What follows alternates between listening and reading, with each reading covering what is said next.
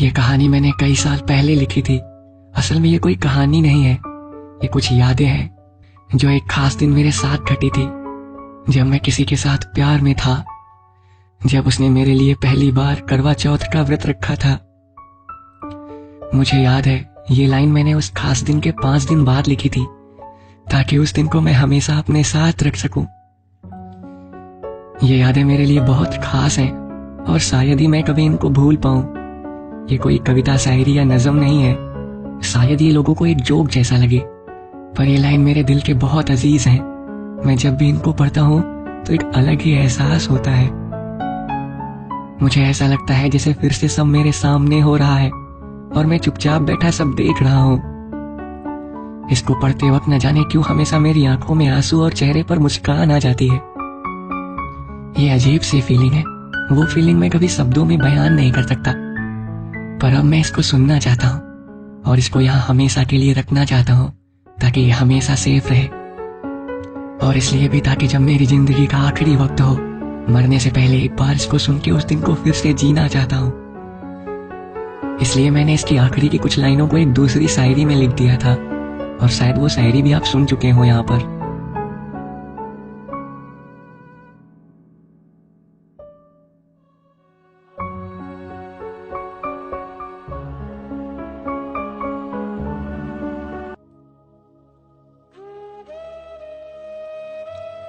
कहानी बताता हूँ मैं तुमको एक बार की, ज्यादा पुरानी नहीं, कल करवा चौथ की रात, दिन शुक्रवार की।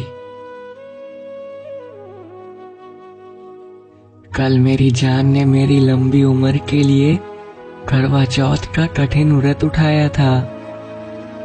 ये सब सुन के मेरा दिल खुशी से भर आया था। आज मैंने उससे कहा, मेरी लंबी उम्र तेरी सेहत से ज्यादा जरूरी नहीं है। तो उसने कहा, ज्यादा बकवास मत कर, कल का पूरा दिन भूखे प्यासे बड़ी मुश्किल से बिताया था। कल रात को उसने मुझसे कहा, जानू व्रत खोलने का कोई तरीका तो बता दे। मैंने कहा, मैं क्या करूं जान, तू रहती इतनी दूर है, मैं कैसे आऊं, तू ही समझा दे। उसने मुझसे कहा, जानू मैं बगैर तुम्हें देखे अपना व्रत खोल नहीं सकती, ये रिवाज है इस व्रत का, तुम समझो मेरी मजबूरी को, मैं इस पाक रिवाज को तोड़ नहीं सकती। मैंने कहा, खाना खा ले मेरी जान, मेरा भी भूख से बुरा हाल है, मैं भी तेरे लिए पूरे दिन से भूखा प्यासा हूँ। अब तो लगता है ये मेरी जिंदगी का आखिरी साल है। आज खेलने गया था कोचिंग के बाद वॉलीबॉल का मैच।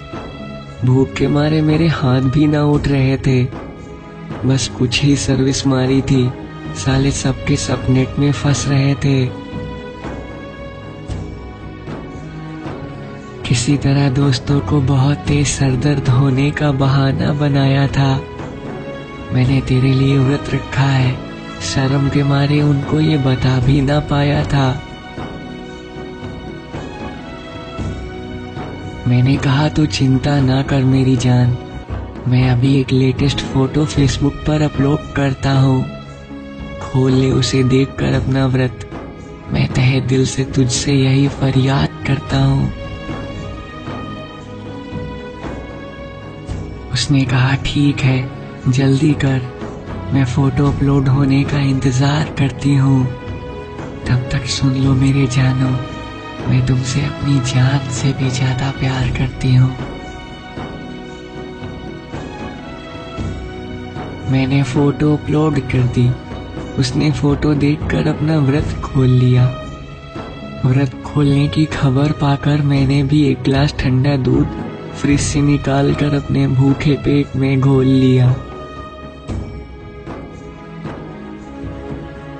उसने मुझसे कहा, निकल लिए जनाब, कोई गिफ्ट तो दिया ही नहीं है। मैंने कहा, गुलाब एक फूल ही दे सकता हूँ, इस समय मेरे पास पैसों की बहुत कमी है। मैंने कहा तुम्हारी जिंदगी में अंधेरा ही अंधेरा लिखा है मेरे संग, जबकि तुम्हारे पास पहले से ही रोशनी है। उसने मुझसे कहा जानू ये फूल नहीं, तुम्हारी मोहब्बत का चिराग होगा। उसकी रोशनी इतनी ज्यादा होगी जैसे चमकता कोई महताब होगा। और रहा सवाल दौलत का, तेरा साथ ही मेरे लिए काफी है। अब और ज्यादा कुछ मत कहना, बस आंसुओं का छलकना बाकी है।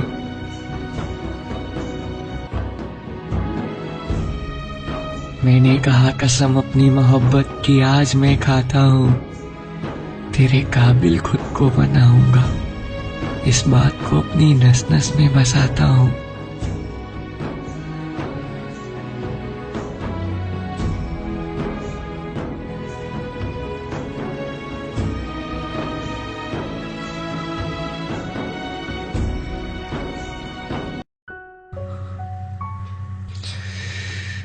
आई लव यू मेरी गुलाब। यार तेरा बाप सही कहता था, मैं काबिल नहीं बन पाऊंगा। मैंने बहुत कोशिश की है पर मुझसे कुछ हो नहीं पा रहा। अब मैं काम करने लगा हूं, वहां पैसा तो अच्छा देते हैं पर साले मेहनत बहुत कराते हैं। खैर छोड़ो इन सब बातों को।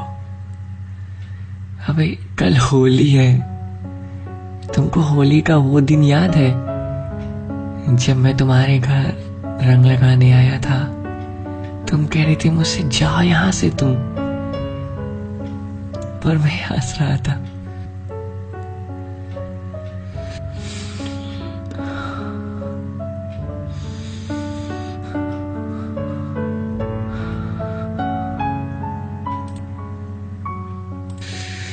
कसक अब भी उठती है होली के उस दिन की, सूखे सूखे से लौट आए थे उसको सूखा छोड़कर। अलविदा।